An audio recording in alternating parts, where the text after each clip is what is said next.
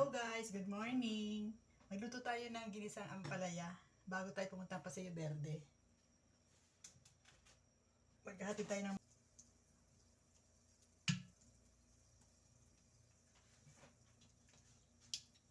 natin ang sibuyas.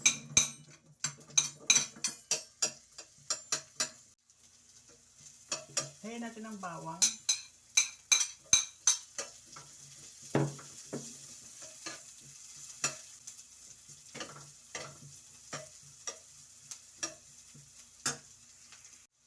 Lagyan natin ang kamatis.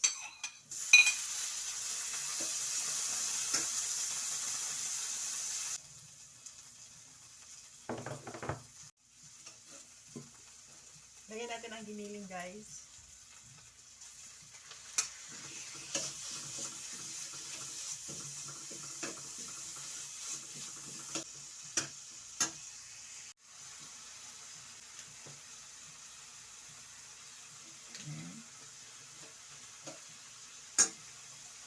Lagyan natin ang paminta.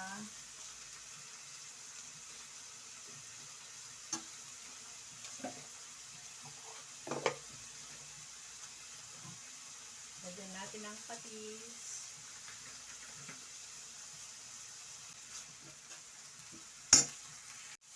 Hindi natin magic sarap. Yan.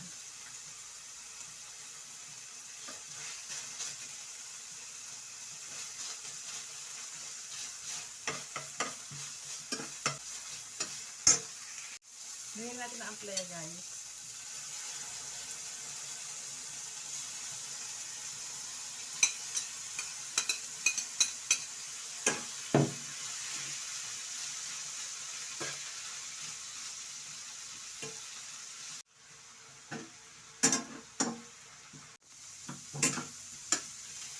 Okay, luto na siya.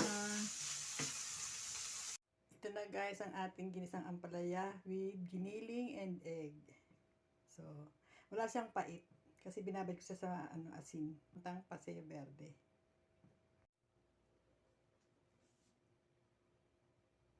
Hello guys. Pupunta tayong Paseo Verde. Magdadala tayo ng mga mangga sa ating mga renter. Ito nakadesal na po. Ito ay sa 308, Unit 209, Unit 319. Yan. Dadali natin yan mamaya doon kasi para mabigyan natin sila ng pagpalubag loob kasi mabait naman sila mga renter sa unit. So, saka ano ngayon season ng mangga, mura lang ang mangga, saka ito matamis. Sambal sa mangga ito mga guys, so masarap ito. So, bigyan natin sila. Yan. So, let's see.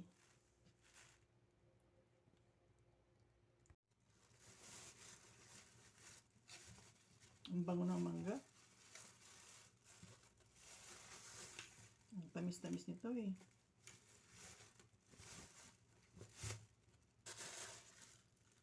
Sobrang bango. Sobrang masarap. Good morning guys! Welcome to my daily vlog. Today pupunta na tayong Paseo Verde. Ihatid natin itong mga mangga sa ating renter. So medyo mainit na ngayon guys. Lakad na tayo. Ito guys, mainit na ang panahon no. 9:30 dito sa Pilipinas. So lakad na tayo guys. Yan, mainit na.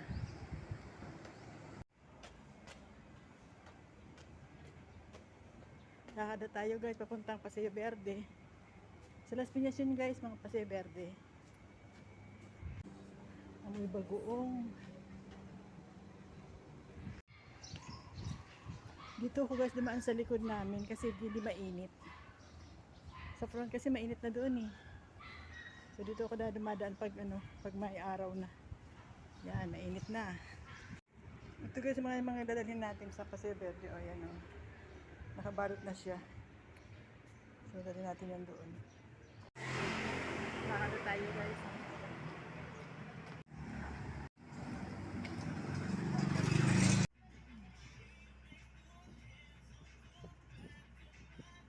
Na ako mga guys, ayan o. Dito na ako sa condo.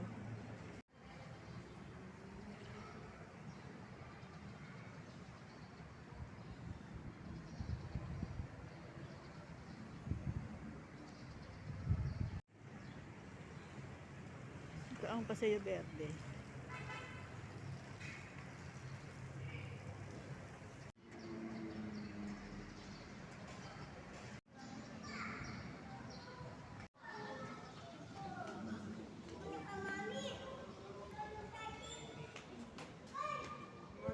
Good morning. Sarap dito, mahangin. Oo nga eh. Oo nga, nakaan pa eh. Sarap ng hangin dito talaga. Tingnan ko muna mga anak ko. Mailbox. Tingnan ko kung mayroon tayong mga billing dito. Walang billing. 319. 319. Walang billing dito.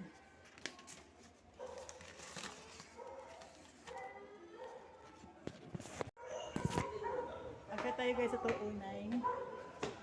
Ano yata sila dyan ha? Mukhang walang tao.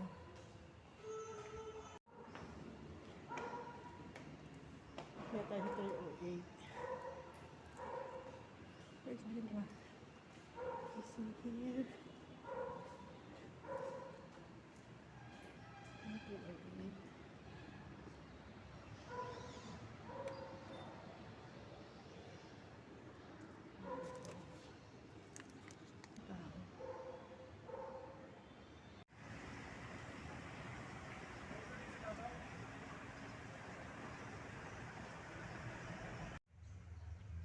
Ang init-init na naman ng panahon. Ayan, ang init. Ayan.